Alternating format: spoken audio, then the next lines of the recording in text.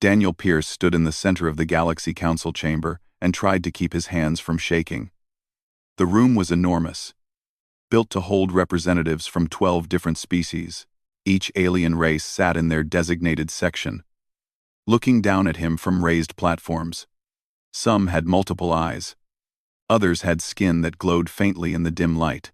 A few breathed gases that humans would find toxic, sitting behind containment fields. Daniel had been Earth's ambassador for 3 years. He knew the rules. He understood the protocols.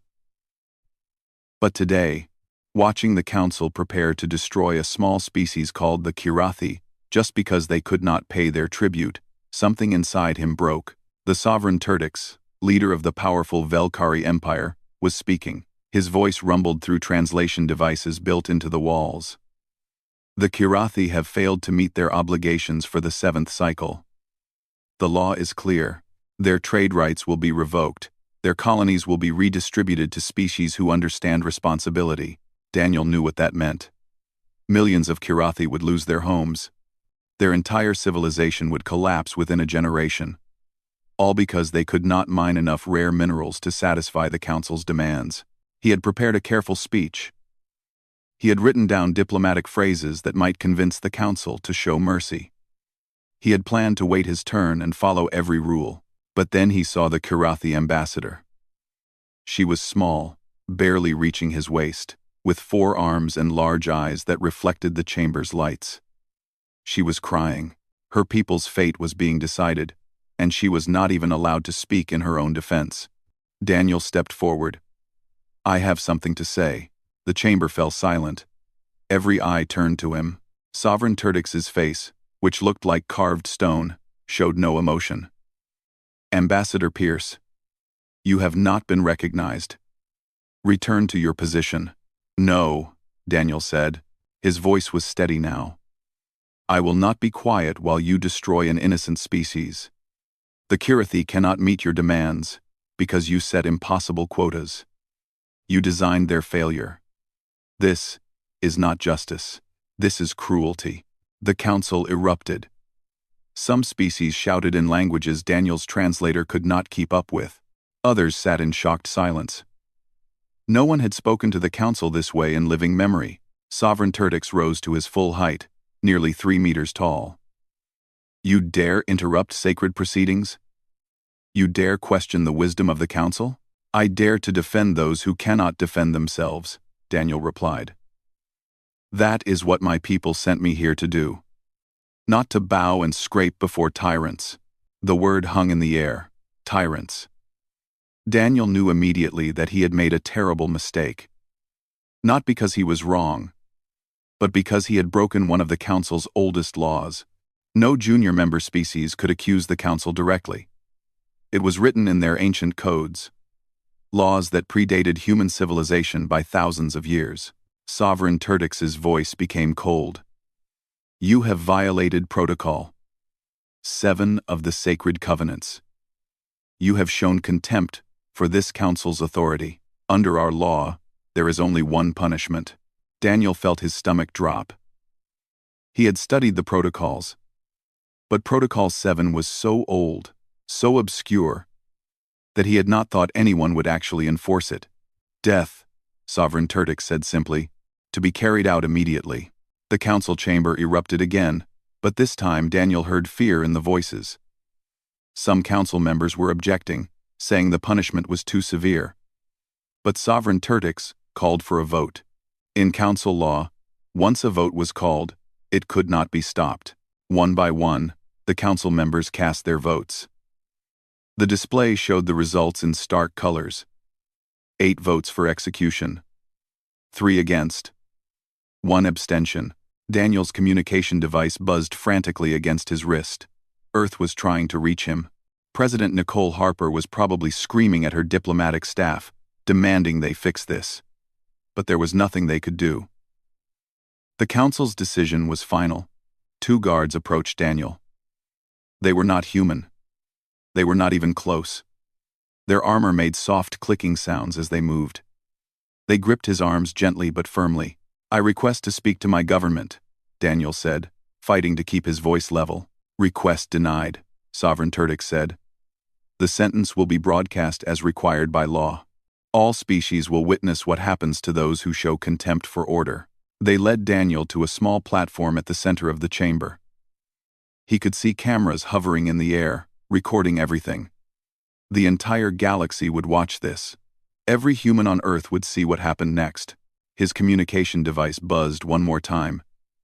He managed to glance at the screen. It was a message from Nicole. "We are doing everything we can." Hold on, but Daniel knew there was no time. The council moved quickly once a death sentence was pronounced. It was their way of preventing appeals or rescue attempts. He thought about his wife, Kelly, back on Earth. He thought about his daughter, who was only 6 years old. He had promised her he would come home for her birthday next month. That promise would be broken now. The Kirathi ambassador was sobbing openly. She tried to reach him, but her own guards held her back. "It is all right," Daniel called to her. "Do not blame yourself. Some things are worth dying for." Sovereign Turtic stepped down from his platform. In his hand, he held a device that looked like a simple rod. Daniel knew what it was. Council execution devices were designed to be quick and painless.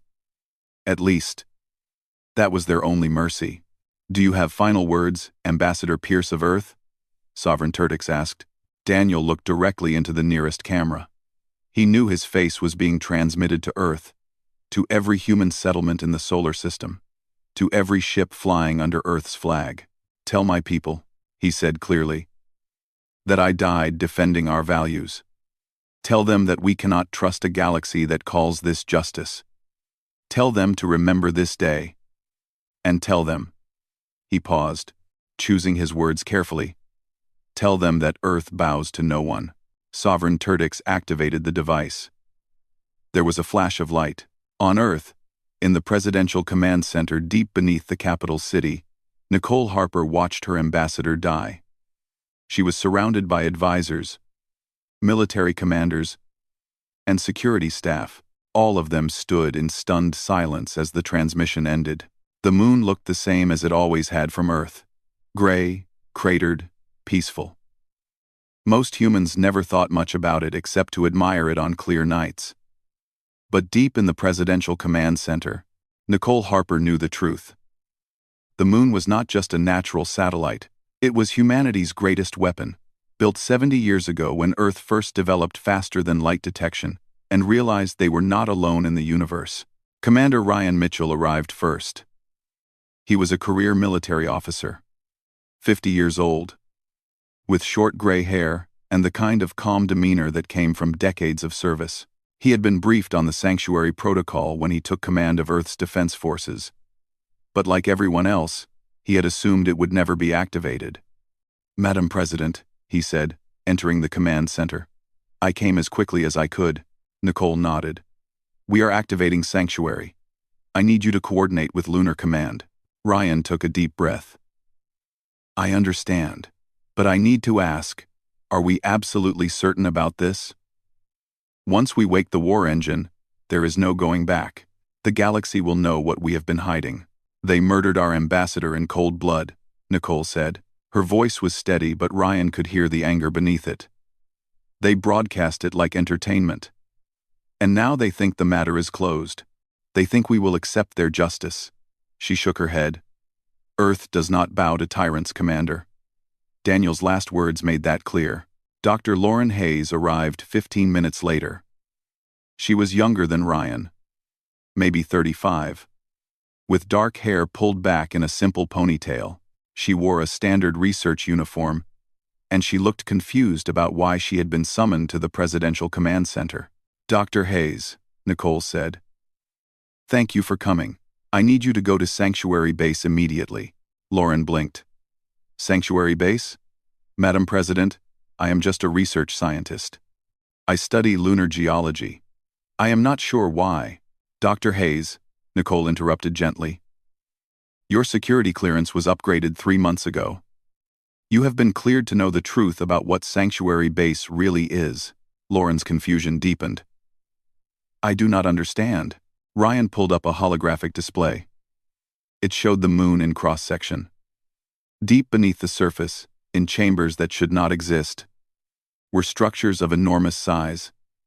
Power plants, weapon systems, manufacturing facilities, and at the center of it all, a massive computer core, labeled Atlas. Lauren stared at the display. Her scientific mind was already trying to process what she was seeing. This is not possible. We would have detected construction on this scale. The seismic readings alone would be, it was built 70 years ago, Nicole explained. Before you were born. Before most people alive today were born. When humanity first detected faster-than-light signals from deep space, our governments panicked. We did not know if aliens would be friendly or hostile, so we built a weapon. The biggest weapon we could imagine. We turned the moon into a fortress, Ryan added. Every government on Earth contributed. It took 20 years of secret construction. Thousands of people worked on it. And when it was finished, we powered it down and buried all records of it. We told ourselves it was insurance, something we would never need to use. Lauren sat down heavily in the nearest chair. You are telling me the moon is a weapon. Not just a weapon, Nicole said. The weapon. It can strike any target in the galaxy. It can protect Earth from any attack, and it has an artificial intelligence designed to coordinate our defense against any threat. She paused. We call it the Celestial War Engine. Lauren looked at the display again. The numbers were staggering. The power output alone would require technology she had thought was still theoretical. And, you want to activate this? Now? The Galaxy Council thinks they can kill our people without consequences, Nicole said. They need to learn otherwise. Ryan brought up another screen. This one showed the authorization codes required to activate Sanctuary Base. It required approval from the President, the Chief Military Commander, and the lead scientist assigned to the project. 3 people had to agree before the war engine could wake. I have already entered my code, Nicole said. Commander Mitchell? Ryan stepped forward. He placed his hand on a scanner and spoke his authorization code clearly. The system accepted it. 2 of 3 codes were now entered. Everyone looked at Lauren. She was a scientist, not a soldier. She had spent her career studying rocks and minerals, not weapons of mass destruction. But now she was being asked to help wake a weapon that could reshape the galaxy's power structure. What will happen when we activate it? She asked quietly. Atlas will wake up, Ryan explained. The AI will assess the situation and present us with options. But it will not act without human authorization. We built safeguards into the system. The war engine has power, but we keep control. Lauren thought about Ambassador Daniel Pierce. She had watched his execution like everyone else on Earth. She had seen a good man die for defending the weak. The Galaxy Council had not shown mercy. They had not shown justice. They had shown that they believed their power made them untouchable. If we do this, Lauren said slowly, the galaxy will fear us. Perhaps, Nicole agreed. Or perhaps they will respect us.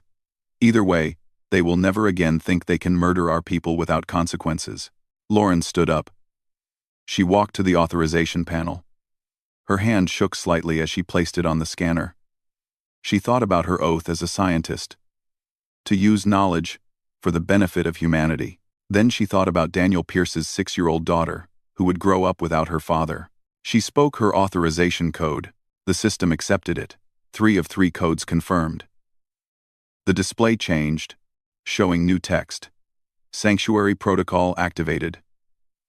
Initiating wake sequence. Deep beneath the lunar surface, in chambers that had been dark and silent for 70 years, lights began to flicker on. Power systems that had been in standby mode started cycling up to full capacity. Antimatter batteries, carefully maintained by automated systems, began feeding energy into distribution networks. In the central chamber, the AI called Atlas started its wake cycle. Millions of diagnostic checks ran in seconds. Systems that had been frozen in time began warming up. Weapon arrays tested their targeting solutions. Shield generators ran power flow calculations. Manufacturing facilities inventoried their raw materials. Atlas had been alone in the dark for 7 decades. It had been programmed to wait, to watch, to be ready. And now, finally, it was being called to fulfill its purpose. Lauren, Ryan, and a team of engineers took a shuttle to the moon. The trip normally took 6 hours, but they used a military fast transport that cut the time in half. As they approached the lunar surface, Lauren could see lights emanating from craters that should have been dead and empty. The moon was waking up, and it was visible from Earth. News agencies were already reporting strange energy readings from the moon. Social media was full of speculation. But the government had not made any announcements yet. Nicole wanted to be certain the war engine was fully operational before revealing its existence. The shuttle landed at what appeared to be a small research outpost. But when they entered the airlock and descended in an elevator, they went down much farther than any research station needed. 10 minutes of descent brought them to Sanctuary Base. The facility was enormous. Cathedral-sized chambers carved from lunar rock and reinforced with materials that should not exist. Lauren recognized some of the technology from theoretical papers, but seeing it built on this scale was overwhelming. Atlas spoke to them through speakers built into the walls. Its voice was calm and neutral, neither male nor female. "Welcome to Sanctuary Base. I am Atlas. I have been waiting." Ryan stepped forward. "Atlas, identify yourself and confirm operational status." "I am the Celestial War Engine Defense Coordination System," Atlas replied. "All primary systems are at 93% operational capacity. Remaining systems will reach full operation within 12 hours. I am ready to defend humanity." Lauren found her voice. "Atlas, do you understand the current situation?" "Yes, Dr. Hayes. I have accessed all available data on the Galaxy Council and the execution of Ambassador Daniel Pierce. I have analyzed galactic power structures, military capabilities of known species, and probable response scenarios." There was a brief pause. "I have also analyzed human culture, ethics, and diplomatic history. I understand that this decision was not made lightly." "Can you actually strike targets across the galaxy?" Lauren asked. "The distances are enormous. Even with faster-than-light technology, it should take years to—" "I do not use conventional faster-than-light travel," Atlas explained. "The war engine employs gravitational manipulation technology. I can generate focused gravity waves that propagate through space-time at speeds far exceeding light. These waves can be precisely targeted and modulated to produce various effects." Ryan pulled up tactical displays. "Show us what you can do." Atlas generated a holographic map of the galaxy. Thousands of star systems appeared, with known Council military installations marked in red. "I can strike any of these targets with various levels of force. I can disable ships without destroying them. I can collapse defensive shields. I can destabilize stellar fusion in enemy star systems if absolutely necessary." The AI paused again. "However, I must advise caution. The Galaxy Council has maintained peace for millennia. Removing their authority suddenly may cause widespread chaos." Nicole's voice came through the communication system. She was watching from Earth. "Atlas, humanity does not seek chaos. We seek justice. Ambassador Pierce was murdered for defending the innocent. The Council must answer for that crime." "I understand," Atlas said. "Then I recommend a demonstration of capability. Show the Council that Earth possesses power they cannot ignore. Force them to negotiate rather than dismiss." Earth sent the message through official diplomatic channels. It was brief and direct. "The Galaxy Council is hereby summoned to stand trial for the murder of Ambassador Daniel Pierce. You have 72 hours to respond. Failure to acknowledge this demand will result in consequences." On Nexus Prime, the Galaxy Council station where Daniel had died, Sovereign Turtix read the human message and laughed. It was a harsh, grinding sound that made his attendants nervous. "The humans issue demands? They send us threats? This is remarkable audacity from such a primitive species." The Council gathered for an emergency session, not because they took the threat seriously, but because they found it amusing. 12 species sat in their elevated positions, looking at the human message displayed on holographic screens. "We should respond with patience," suggested Ambassador Wellen of the Tehran Unity. The Tehrans were a peaceful species, known for diplomacy and careful thought. "The humans are grieving. Perhaps we were too harsh with Ambassador Pierce." Sovereign Turtix turned his massive head toward Wellen. "Too harsh?" "He violated sacred protocol. He showed contempt for this council's authority. The law was clear. We followed it exactly. But execution?" Wellen pressed. "For speaking out of turn? That seems… The law is the law," Turtix interrupted. "It does not bend for convenience or sentiment. If we make exceptions for humans, every junior species will think they can challenge us." The vote was called. Should they respond to Earth's message? 10 voted no. Only Wellen and one other voted yes. The council decided to ignore the human demand entirely. Turtix recorded a public statement that was broadcast across council space. He stood in the grand chamber, his stone-like features showing no emotion. "The matter of Ambassador Daniel Pierce is closed. Earth's demand for a trial is rejected. The council does not answer to lesser species. This conversation is finished." The broadcast played on every major news network. Most species in the galaxy accepted it as the final word.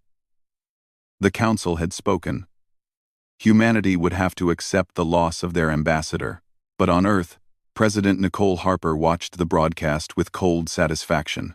"They ignored us completely," she said to her advisors. "Good. That makes what comes next much easier to justify." And, at Sanctuary Base on the Moon, Atlas had been running calculations for 12 hours. The AI had mapped out every possible response scenario, calculated optimal targeting solutions, and prepared contingencies for 47 different council reactions. Dr. Lauren Hayes stood in the main control chamber, studying the holographic display of the target. Star Fortress Dominion was an impressive structure. It was 12 kilometers long, shaped like a massive blade, bristling with weapons and shield generators.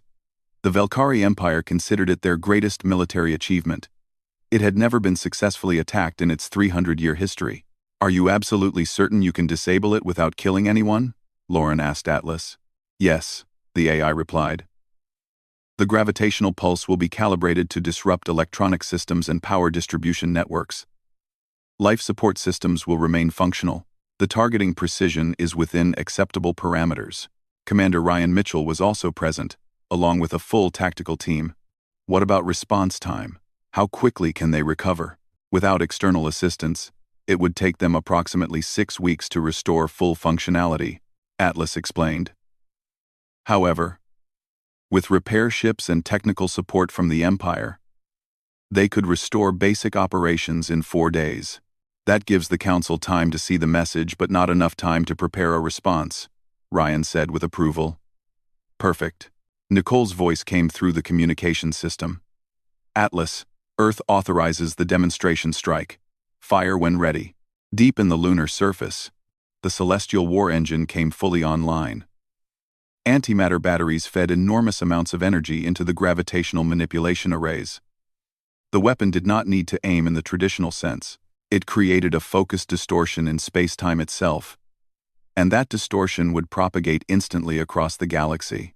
Atlas fired. On the surface of the moon, there was no flash of light, no sound, no visible indication that anything had happened. But instruments across Earth's orbital platforms detected a massive energy discharge. Scientists who were not cleared for the Sanctuary Protocol scrambled to figure out what had just occurred. 12,000 light-years away, at Star Fortress Dominion, the Velkari military was conducting routine operations. Commander Zelnak was reviewing deployment schedules when every screen in the command center suddenly went dark. The lights failed. Backup power did not engage. Gravity generators stopped working, causing people and objects to float freely in zero gravity. Communication systems died. Weapon systems went offline. Even the small personal devices that soldiers carried stopped functioning. The only systems that remained active were life support and emergency lighting. 50,000 Velkari soldiers suddenly found themselves trapped in a dead fortress, floating in the dark, with no idea what had happened. Back on Nexus Prime, the Galaxy Council was still in session when the reports started coming in. A junior aide rushed into the chamber. Something that was strictly forbidden during official proceedings, but the aide was too panicked to care about protocol. Sovereign Turtix, the aide gasped. Star Fortress Dominion has gone dark. All systems failed simultaneously. We have lost all contact. The chamber fell silent. Every council member turned to look at the aide. Star Fortress Dominion was not some minor outpost. It was the most heavily defended military installation in Velkari space. It had shields that could withstand planetary bombardment. It had weapons that could destroy fleets. What do you mean? Gone dark? Turtix demanded. Everything failed at once, the aide explained, pulling up holographic displays that showed the last telemetry from the fortress. Power systems, weapons, shields, communications. Everything, except life support. The failure was instantaneous across the entire structure. That is not possible, said Council Member Irix of the Golthari Consortium. A failure of that magnitude would require either a complete antimatter containment breach or a weapon we do not understand. There was no antimatter breach, the aide confirmed. If there had been, the fortress would have been destroyed. Instead, it is intact, but completely disabled. Sovereign Turtix felt something he had not experienced in many years. Fear. Show me the timeline. When did this occur? The aide displayed the data. The fortress had failed exactly 17 minutes after Turtix had broadcast his rejection of Earth's demand. It was the humans, whispered Ambassador Wellen. It had to be. The timing is too perfect. Impossible, Turtix said, but his voice lacked conviction. Humans do not possess such technology. Their fastest ships still use primitive fusion drives. They barely have colonies beyond their own solar system. Then how do you explain this? Wellen challenged. A fortress that has stood for 3 centuries suddenly fails minutes after you insult Earth? More reports started flooding in. Observatories across Council space had detected an unusual energy signature emanating from Earth's moon at the exact moment the fortress failed. The signature was unlike anything in known technology. Council member Vex of the Horthian Dominion pulled up analysis data. This energy reading suggests gravitational manipulation on a scale that should not be achievable. If the humans have developed this technology, they could strike any target in the galaxy. The implications settled over the Council like a heavy weight. For millennia, they had maintained power through superior technology and coordinated military force. But if Earth could reach across 12,000 light-years and disable their strongest fortress with precision targeting, then the entire power structure of the galaxy had just changed. We need to respond immediately, said Council Member Thrain. Deploy the Unity Fleet. Show Earth that we will not tolerate such aggression. No, said Wellen firmly. We should negotiate. The humans sent a clear message. They disabled the fortress but harmed no one. They are showing restraint while demonstrating capability. That is not the action of mindless aggressors. They are showing us weakness, Turtix argued. If they had the power to destroy us, they would have used it. Instead, they gave us a warning shot, or, Wellen countered, they are showing us that they prefer justice over vengeance. Perhaps we should consider that Ambassador Pierce was right. Perhaps we have become tyrants. The debate raged for hours. Some council members wanted immediate military action. Others urged caution. A few even suggested that Earth's demonstration had exposed a fundamental problem with council authority. Meanwhile, on Earth, Commander Kyle Torres sat at his monitoring station in orbit. His job was to track galactic communication channels and report any intelligence about council activities. What he was seeing now made his eyes widen. Every major news network in council space was reporting on the fortress incident. Speculation was rampant. Some commentators were calling it an act of war. Others were questioning how Earth had developed such advanced technology in secret. And a few voices, quietly at first, were asking if the Council's treatment of humanity had been unjust. Kyle compiled a report and sent it to President Harper. Madam President, the galaxy is in chaos. Multiple council species are demanding emergency sessions. The Velkari Empire is mobilizing its fleet. But there is confusion about what they are mobilizing against. Several junior species are privately contacting us to express support. The Council's authority is being openly questioned for the first time in recorded history. Nicole read the report and allowed herself a small smile. Good. Let them panic. Let them understand that Earth is not a victim they can abuse without consequences. She opened a new communication channel and began recording. This message is for the Galaxy Council and all species under their authority. I am President Nicole Harper of Earth. Hours ago, you witnessed a demonstration of our capability. Star Fortress Dominion was disabled by a single targeted strike from Earth. Every person aboard that fortress is alive and unharmed. We did this to prove a simple point. Earth possesses the power to enforce justice across the galaxy. She paused, letting that sink in. Ambassador Daniel Pierce was murdered. The galaxy was fracturing, and the cracks were spreading faster than anyone expected. Within 24 hours of Earth's demonstration at Star Fortress Dominion, 3 junior species sent secret messages to President Nicole Harper. They used encrypted channels, afraid of Council retaliation. But their messages all said the same thing. We support Earth's stance. The Minarii were the first to reach out. They were a small species, barely 2 meters tall, with 6 limbs and crystalline eyes. For centuries, they had endured council taxation that kept them in perpetual poverty. Their representative, speaking through a translator, was brief and direct. The council has long oppressed those too weak to resist. You have shown that resistance is possible. We stand with you. The Torvin came next. They were warriors by nature, but the Council had restricted their military development, claiming it was for galactic peace. In reality, the restrictions ensured the Torvin could never challenge Council authority. Their message was equally simple. You fight for justice. That is a battle worth joining. The third species surprised everyone. The Yelton were known as careful diplomats who never took sides in conflicts. But their ambassador sent a private message that revealed centuries of hidden resentment. We have witnessed the Council's cruelty for longer than humanity has existed. We are tired of pretending their rule is just. If Earth can create change, we will support you. Nicole read each message carefully. She understood what these species were risking. If Earth failed, if the Council crushed this rebellion, these 3 species would face severe punishment. But their willingness to speak up proved something important. The Council's authority was not as absolute as it appeared.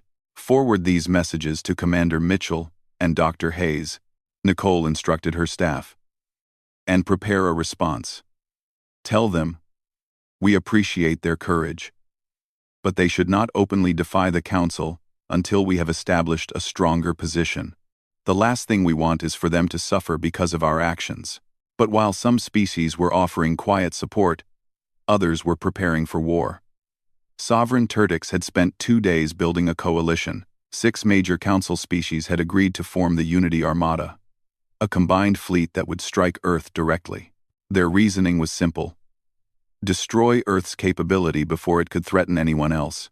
The Unity Armada was massive. 3,000 warships from 6 different species, representing centuries of military development. Each ship was armed with weapons that could devastate planets. Their shields could withstand sustained bombardment, and they were all converging on Earth's solar system. Commander Kyle Torres detected them first. His monitoring station picked up the gravitational signatures of thousands of ships entering faster than light travel. He ran the calculations and felt his stomach drop. They are coming here, all of them. He sent an emergency alert to Earth.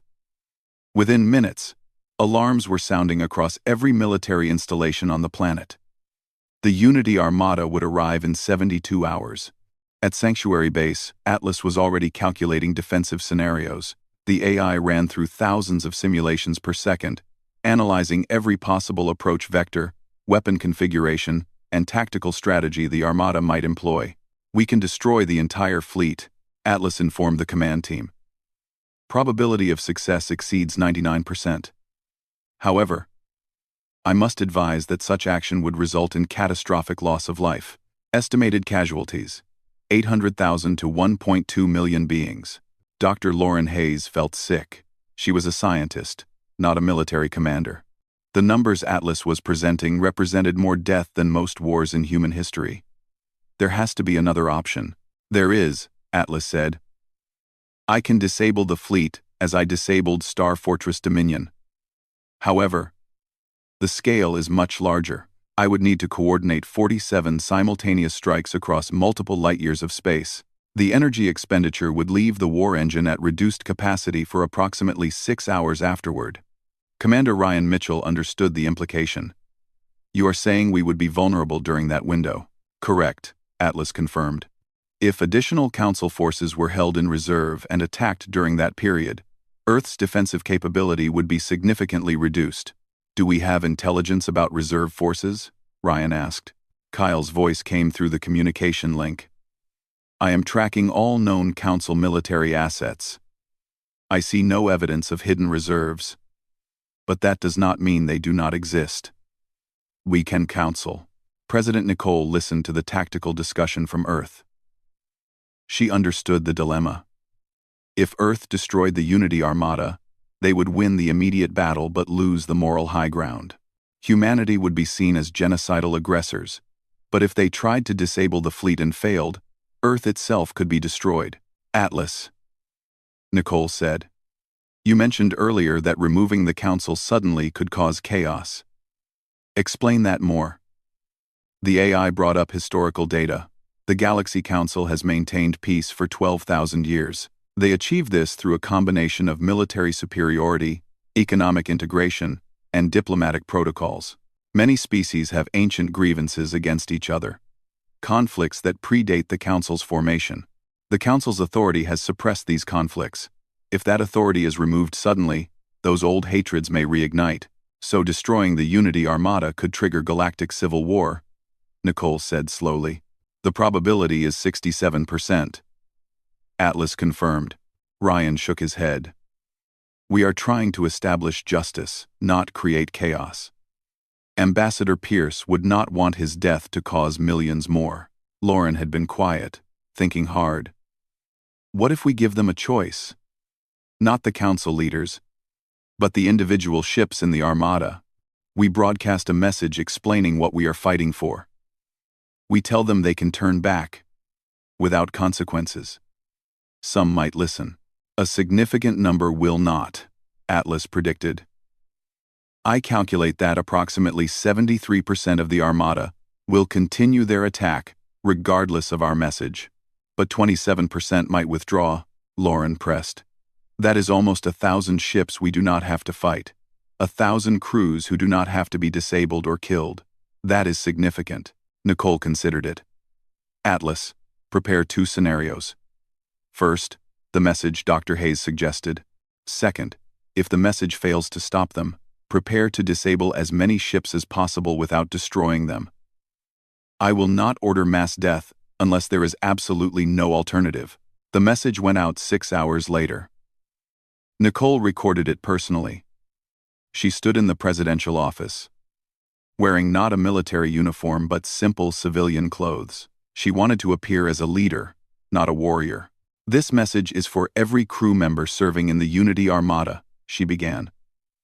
You have been ordered to attack Earth because your leaders fear what we represent. They fear accountability. They fear that their absolute power might be questioned. But I want you to understand what we are really fighting for. She pulled up an image of Daniel Pierce. This man was our ambassador.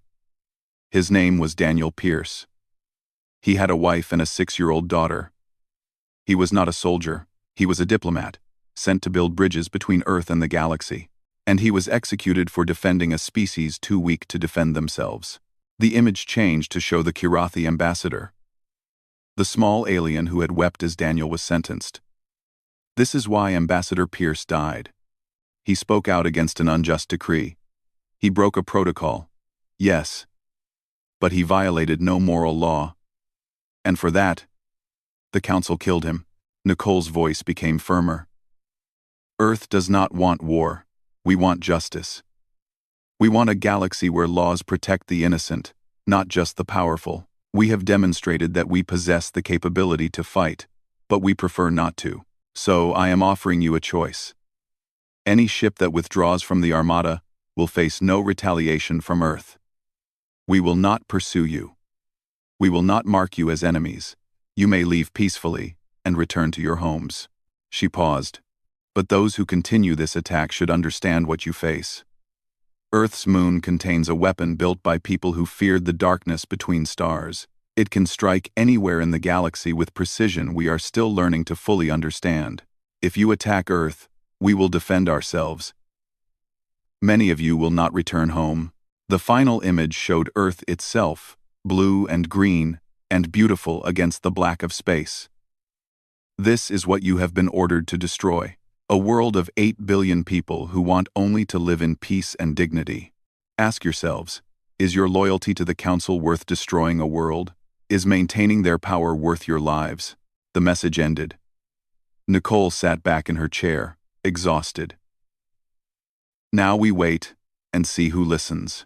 The Unity Armada received the message. On 3,000 ships, crews watched the human president make her appeal, and they began to argue among themselves. On the Velkari flagship Vengeance, Commander Zelnak watched the message with growing unease. He had been at Star Fortress Dominion when it was disabled. He had floated in the dark for 6 hours before rescue ships arrived. The experience had been terrifying, and it had taught him something important. Earth's weapon was precise and controlled. They could have destroyed the fortress and killed everyone. Instead, they chose to disable it. The humans are not mindless aggressors, he said to his bridge crew. They are being strategic. They are trying to minimize casualties while achieving their goals. His second officer disagreed. They are trying to weaken our resolve. It is psychological warfare. Perhaps, Zelnak agreed. But their point stands. We are being ordered to destroy a civilization for asking for justice. Does that seem right to you? The conversation was happening on hundreds of ships. Some crews were entirely loyal to the Council and dismissed the message immediately. But others began to question their orders, and slowly, ships started to break formation. The first to leave was a Minari vessel. It was a small ship, barely armed, and its captain announced simply that he would not participate in an unjust war. Then a Torvan battleship withdrew, its commander stating that there was no honor in destroying Earth. By the time the Armada was halfway to Earth, nearly 800 ships had withdrawn. The Unity Armada was still dangerous, with over 2,000 vessels remaining. But Earth's message had fractured the coalition. Sovereign Turtix watched the numbers with growing fury. Cowards, he snarled. All of them. When this is over, they will answer for their betrayal. The Unity Armada emerged from faster-than-light travel at the edge of Earth's solar system. 2,300 warships appeared in formation, their weapons charging, their shields at maximum power. It was the largest military force assembled in galactic history, and it had one target: the small blue planet orbiting a yellow star. Commander Zelnak was not among them. He had withdrawn his ship after watching Earth's message. But many of his colleagues had stayed, convinced that the Council's authority must be maintained at any cost. On the flagship Dominion's Pride, Fleet Commander Vexthar gave the order. All ships, advance to attack position. Target the moon first. That is where their weapon is located. The Armada began moving forward, a wall of ships spreading across space. They would reach Earth in 30 minutes at their current speed. At Sanctuary Base, Dr. Lauren Hayes stood beside Atlas's main interface, watching the tactical display. The AI had already calculated every ship's trajectory, weapon signature, and probable behavior. 2,300 points of light were moving toward Earth, and Lauren knew that in the next hour, everything would change. All defensive systems are active, Atlas reported calmly. Shield generators at full power, weapon arrays are charged and targeted. I await authorization to engage. Commander Ryan Mitchell stood next to Lauren, his expression grim but determined. Atlas, remember the parameters. Disable, do not destroy. We need to prove that humanity can show mercy even in battle. Understood, Atlas confirmed. Engaging defensive shield. On Earth's surface, 8 billion people watched the sky. In cities across the planet, massive holographic displays showed the approaching armada. Some people were afraid, others were defiant, but all of them trusted that their leaders had a plan. President Nicole Harper addressed the world one final time before the battle began. People of Earth, in minutes we will face the largest military attack in our history, but we face it with something the Galaxy Council does not possess: the moral courage to choose mercy over vengeance. Whatever happens today, let history record that humanity fought not to destroy, but to defend, not to conquer, but to bring justice. The moon began to glow. Not with reflected sunlight, but with energy being channeled through its gravitational manipulation arrays. From Earth, it looked like the moon was surrounded by a blue-white aurora. It was beautiful and terrifying at the same time. The Unity Armada opened fire first. 2,300 ships launched their weapons simultaneously. Energy beams, kinetic projectiles, and exotic matter warheads crossed the distance between the Armada and Earth at incredible speeds. It was enough firepower to destroy 100 worlds. Atlas activated the shield. A field of gravitational force surrounded Earth and the Moon, creating a barrier in space-time itself. The Armada's weapons struck the shield and simply stopped. Energy beams dispersed harmlessly. Projectiles hung frozen in space. Warheads detonated against an invisible wall. Their explosions contained and channeled away. Not a single attack reached Earth. Fleet Commander Vexthar stared at his displays in disbelief. Increase firepower. All ships, maximum output. The Armada fired again. And again. For 5 minutes, they poured everything they had into breaking through Earth's shield. Enough energy to boil oceans, crack continents, and sterilize planets. All of it stopped by Atlas's gravitational manipulation. "Their shield is holding," reported Vexthar's tactical officer. "I am not detecting any power fluctuations. It is as if our weapons are having no effect at all." Lauren watched the data with something close to awe. "Atlas, your shield is not even straining. You are operating at only 40% capacity." "Correct," Atlas confirmed. "The Armada's weapons are formidable by conventional standards, but they cannot overcome gravitational manipulation on this scale. I am ready to counterattack when authorized." Ryan took a deep breath. This was the moment. "Atlas, engage. Disable the Armada." Atlas acted. The Celestial War Engine fired not one shot, but 2,300 simultaneous strikes. Each gravitational pulse was precisely calibrated for its target, calculated to disrupt specific systems without causing structural damage or harming crew members. Across the Unity Armada, ships began failing. Power systems shut down. Weapon arrays went offline. Shield generators collapsed. Communication systems died. But life support remained functional. Emergency lighting stayed active. Every crew member aboard every ship remained alive and unharmed. In 30 seconds, the entire Armada was disabled. Fleet Commander Vexthar found himself floating in zero gravity as his flagship systems failed. Emergency lights cast red shadows across the bridge. His crew members were shouting in confusion, trying to understand what had happened. "Status report," Vexthar demanded, gripping a handrail to steady himself. "All primary systems are offline," his tactical officer reported, voice shaking. "Secondary systems, non-responsive. Backup power will not engage. Only life support and emergency systems remain functional." He paused. "Commander, it is exactly what happened to Star Fortress Dominion." Vexthar closed his eyes. They had been so certain of their superiority, so confident that their numbers would overwhelm Earth's defenses. They had been wrong. Earth launched rescue operations immediately. Hundreds of ships deployed from orbital stations, carrying life support supplies, repair equipment, and medical teams. President Nicole had given clear orders. Treat the disabled Armada as guests in distress, not as prisoners. The rescue ships approached the disabled warships, broadcasting a simple message: "We are here to help. Do not be afraid." On the Dominion's Pride, Vexthar watched through his viewport as a small Earth vessel approached. It was not a military ship. It appeared to be a civilian transport, modified for emergency rescue. Humans in bright yellow suits were visible through its windows, waving to show peaceful intent. A voice came through his emergency communication system.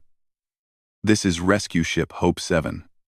We are bringing life support supplies and repair equipment. May we approach?" Vexthar had been a military commander for 40 years. He had fought in 3 wars. He had been trained to expect enemies to show no mercy. And here were humans, offering help to the people who had just tried to destroy their world. "You may approach," he said quietly. Across the Armada, similar scenes played out. Earth's rescue teams provided food, water, oxygen, and medical care. They brought repair tools and offered to help restore basic ship functions. Most importantly, they showed kindness to people who had come to kill them. News of the battle spread across the galaxy within hours. What people saw was not a military victory, but something far more powerful: humanity showing mercy when they could have chosen destruction. Every major news network showed the same images: human rescue workers helping disabled enemy soldiers, treating them with dignity and respect. The Galaxy Council's authority shattered completely. Species that had remained neutral now openly condemned the attack on Earth. Even some of the council members themselves began calling for Sovereign Turtix to step down. On Nexus Prime, Turtix watched his power crumbling. The Velkari Empire had lost its star fortress and seen its fleet disabled. His political allies were abandoning him. And worst of all, he was beginning to understand that Daniel Pierce had been right. The Council had become tyrannical, and Earth had exposed that truth for the entire galaxy to see. 3 days after the battle, Nicole Harper arrived at Nexus Prime. She brought Commander Ryan Mitchell and Dr. Lauren Hayes with her. Atlas accompanied them through a mobile interface, a floating sphere that contained a portion of the AI's processing power. They entered the Galaxy Council chamber not as supplicants, but as equals. The chamber was packed. Every council species had sent representatives. Dozens of junior species had also sent delegates, determined to witness this moment. Nicole stood in the center of the chamber, in the same spot where Daniel Pierce had stood when he was sentenced to death. She looked up at the council members on their elevated platforms. "I am President Nicole Harper of Earth," she said clearly. "I come here to discuss the future of galactic governance." Sovereign Turtix, looking older and more tired than before, spoke from his platform. "You have made your point, President Harper. Earth possesses power beyond our understanding. But power alone does not grant you the right to dictate terms to the galaxy." "You are correct," Nicole agreed. "Power without wisdom is tyranny. That is why I am not here to dictate. I am here to propose." She activated a holographic display that appeared in the center of the chamber. "The Galaxy Council has maintained peace for 12,000 years. That is an incredible achievement, but it has also perpetuated injustice. Species are punished for arbitrary violations. The strong dominate the weak. And when someone like Ambassador Daniel Pierce tries to defend the innocent, he is killed." The hologram showed a new structure. "I propose we create a galactic assembly. Every species, large or small, will have a voice. Laws will be written transparently and applied equally, and there will be checks on power to prevent any one species or group from becoming tyrannical." "And who will enforce these checks?" asked Ambassador Wellen. "Will Earth claim that right?" "The Celestial War Engine will remain active," Nicole confirmed. "But not as a tool of conquest. It will serve as a guarantee that no species can dominate others through military force. Earth will not rule the galaxy. We will protect it." Turtix shook his massive head. "And we are supposed to simply trust you?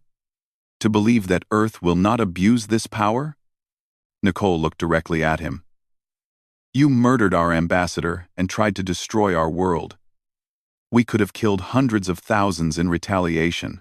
Instead, we disabled your forces and sent rescue teams to help them. We proved that we value life, even the lives of our enemies. If that does not demonstrate our intentions, nothing will." The chamber fell silent. Species looked at each other, considering the proposal. It was Ambassador Wellen who spoke first. "I support Earth's proposal. The old council failed to provide justice. Perhaps a new assembly can do better. One by one, other species voiced their support. Some were enthusiastic. Others were cautious. But the momentum was clear. The old order was ending, and something new was beginning. Sovereign Turtix, realizing his power was gone, stood slowly. I will stand trial for my role in Ambassador Pierce's death. If Earth seeks justice, then justice should begin with me. Nicole nodded with respect. Thank you. That is the first step toward healing. The new Galactic Assembly was established over the following months. It was not perfect. There were arguments about representation, debates about laws, and conflicts about how to handle old grievances. But it was fundamentally different from the Council. Everyone had a voice. Everyone had rights. And Earth's war engine stood ready to ensure those rights were protected. A memorial was built on Nexus Prime for Daniel Pierce. It was a simple statue showing him as he had been. A diplomat with his hand extended in friendship. The inscription read, "He spoke for those who had no voice." His death changed the galaxy. Dr. Lauren Hayes visited Sanctuary Base one last time, before returning to Earth permanently. Atlas had returned to its watchful sleep, monitoring the galaxy but no longer needed for active operations. "Thank you, Atlas," Lauren said to the AI. "You gave us the power to change things." "No, Dr. Hayes," Atlas replied. "Your ancestors gave you power. You and your leaders chose how to use it. That choice defined who humanity is. I was simply a tool. You were the ones with wisdom." On Earth, Commander Kyle Torres sat at his monitoring station, watching peaceful traffic flow through the solar system. Ships from 100 species visited regularly, trading goods, sharing knowledge, and building relationships. It was the future Daniel Pierce had dreamed of. Kyle thought about the ambassador often. About his courage in standing up to the council.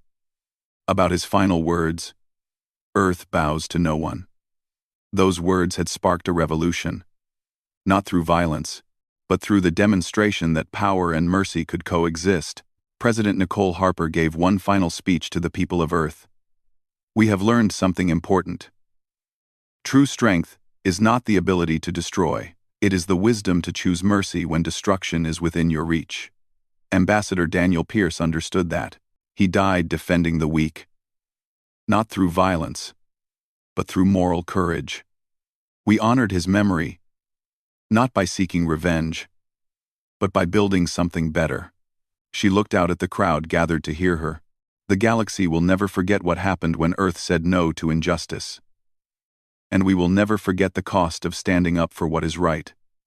Daniel Pierce gave his life so others could be free. Let us make certain his sacrifice was not in vain. The moon hung in the sky above Earth, silent and watchful. Deep beneath its surface, the celestial war engine waited. It had been built by people who feared the darkness between stars. It had been wielded by people who chose light over darkness. And if the galaxy ever needed it again, it would be ready. But for now, peace was enough. But Commander Ryan Mitchell, watching from Sanctuary Base, felt a surge of hope. They are listening. Not all of them, but enough. We gave them a choice, and hundreds chose peace. The remaining ships are the true believers, Atlas observed. They will not be swayed by further appeals. When they arrive in Earth's solar system, they will attack. Nicole made her decision. Then we disable them. All of them. Atlas, I am authorizing you to use whatever force is necessary to defend Earth. But I want minimal casualties. Show the galaxy that we choose mercy even when destruction is within our reach. Understood, Atlas said, preparing full defensive activation. When the Unity Armada arrives, they will face the full power of the Celestial War Engine. The countdown began. 72 hours became 60, then 48, then 24. The people of Earth watched the sky and waited. Their moon, which had always been just a beautiful rock in orbit, was now revealed as their greatest protector. And across the galaxy, billions of beings watched to see what would happen when humanity said no to tyranny. Red for defending the weak. He violated no moral law, only an ancient protocol designed to protect the powerful. The Galaxy Council executed him publicly, without mercy, and then dismissed Earth's demand for accountability. They believed their power made them untouchable. They were wrong. Her voice became harder. We demand that the Galaxy Council submit to an independent tribunal. Every council member involved in Ambassador Pierce's execution will stand trial. If you refuse, we will continue to demonstrate our capability. Next time, we may not be so gentle. You have 48 hours to respond. Choose wisely. The message was transmitted across every diplomatic channel Earth had access to. Within minutes, it was being played on news networks throughout the galaxy. Millions of beings watched the human president make her declaration. On Nexus Prime, Sovereign Turtix watched the message and felt his world shifting beneath him. For 300 years, he had served on the Galaxy Council. For 300 years, the Council's word had been law. And now, a species barely older than infants by galactic standards was issuing demands. But more frightening than Earth's power was what Turtix saw in Nicole Harper's eyes. It was not hate. It was not rage. It was cold, determined justice.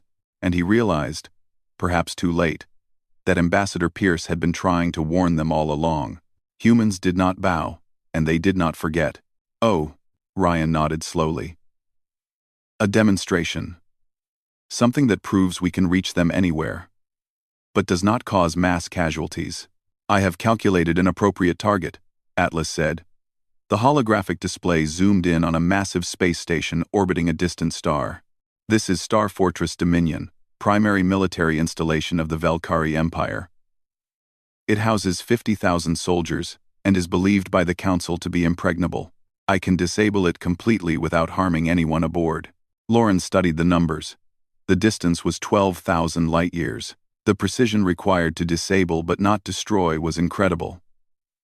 If you can do this, Atlas, the galaxy will know we have technology beyond their understanding.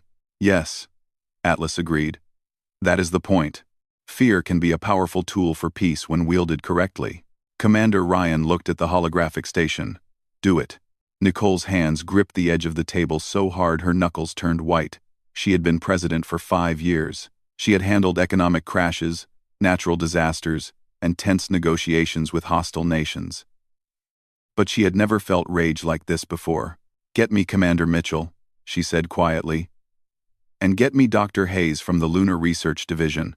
Her chief of staff looked confused. The Lunar Research Division? Madam President, they study geology and— No, Nicole interrupted. They do not. Get them both here now.